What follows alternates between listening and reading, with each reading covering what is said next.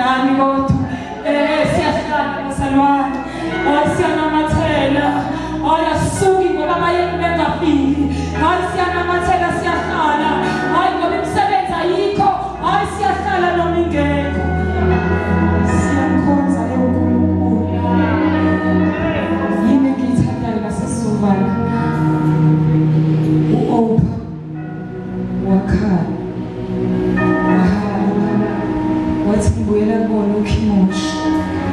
Uyakubongela kuNkulunkulu osaba uthatha decision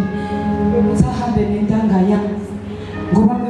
indaba zabanye ufuna ukwenza lento ejwayele kodwa into eyasiza uRuth ukuthi ufuna ukwenza intanga yazi wazwakala ngathi akasile ekhanda wathi no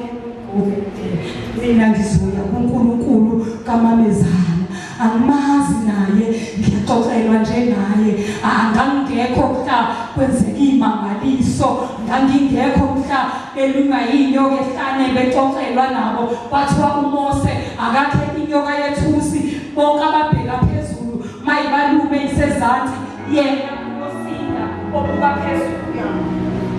athi ngizolandela akho lutho engikubonayo sonke silahlekelwe. Uyayibona le nto indaba abesifazane bathathu balahlekelwe.